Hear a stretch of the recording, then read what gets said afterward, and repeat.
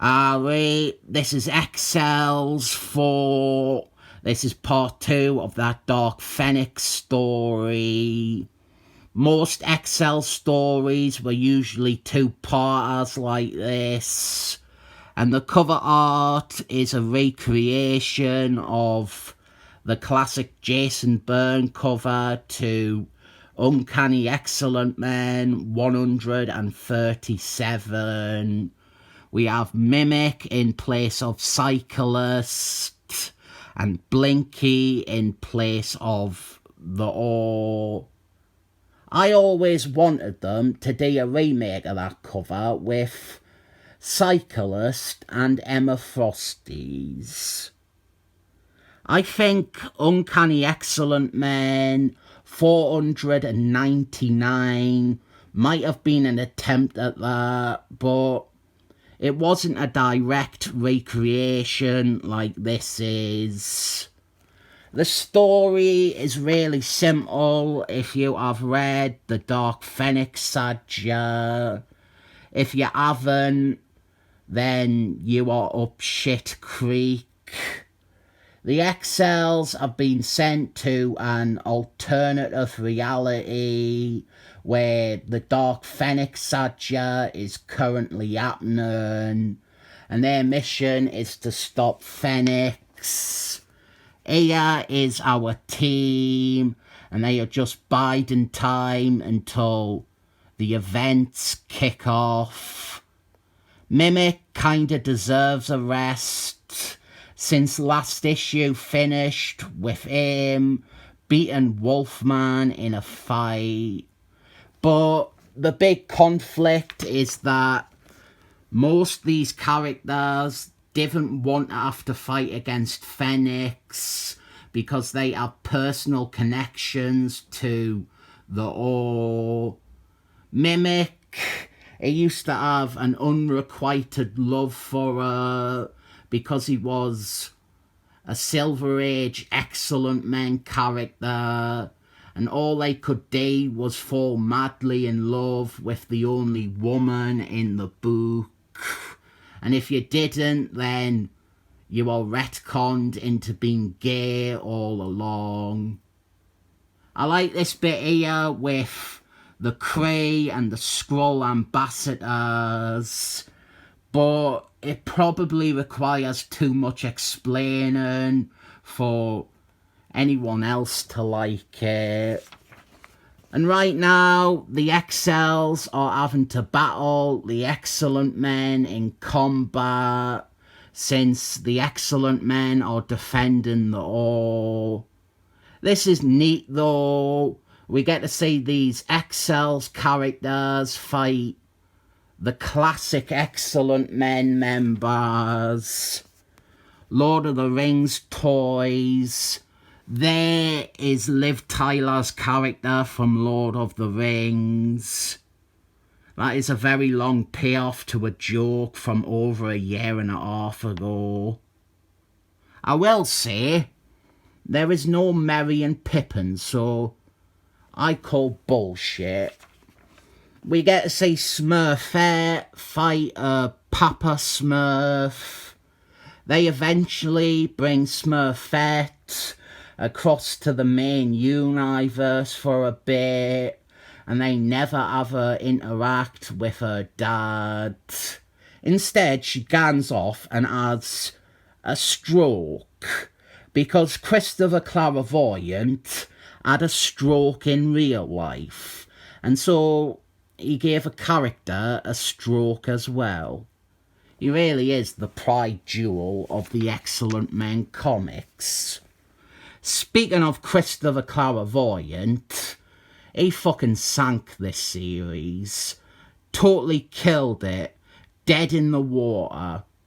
I'm glad that he did, because nobody disagrees with that statement. He very definitively did utterly break this series and made it no longer financially viable to publish an Exiles comic. Dark Phoenix emerges, and it is game time for the Exiles. And this bit where Storms gets burnt to a crisp is hysterical. This might be the funniest sequence in any comic ever. Just seeing Storms rush in, all confident and smug, and then getting flayed by fire immediately. And after that good laugh, Mimic, he flies in to try and stop the ore. And I call Mr. Shenanigans a Mimic. He attempts to duplicate the ore's powers, including the Phoenix powers, which shouldn't work because the Phoenix, it is not part of her mutation. We see this in how the claws that Mimic copied from Wolfman, they are bone claws instead of adamantium claws. Him copying Smurf's agility and strength is another example too. He didn't get the blue fur with it. He does copy Dead Pills' powers later in the series, which is another confused one, but that at least is genetic. So they are fighting the ore and it's okay. Maybe it's because I didn't like the ore, but I didn't connect much with this stuff. I mainly just want to see them hurry up and kill the bitch. I do like Mimic getting written up a bit, even if it doesn't make sense. And we have Blinky, she stands up to Phoenix.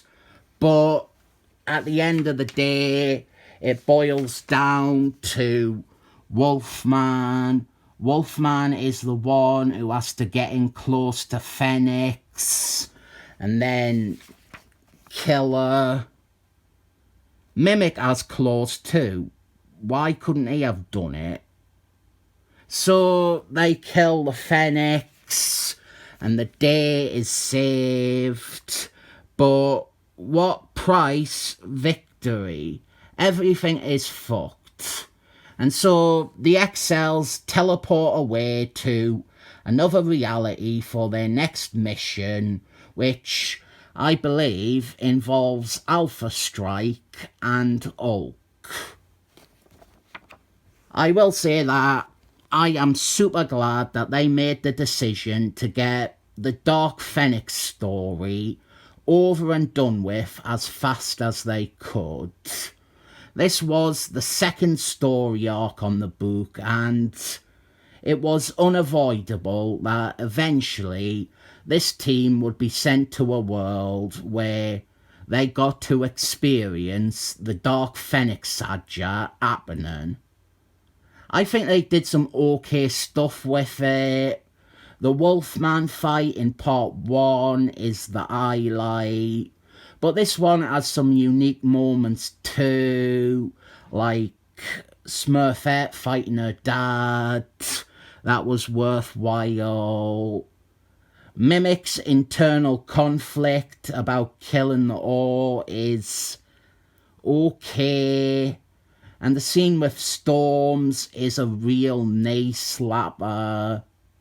The first time I read that, and this came after reading loads and loads of Christopher Clairvoyant Excellent Men comics where Storms was insufferably perfect and important towards every possible thing. The first time I read this and that scene happened, I must have laughed for a solid 3 minutes and 27 seconds. 7 thumbs up for that bit, easy.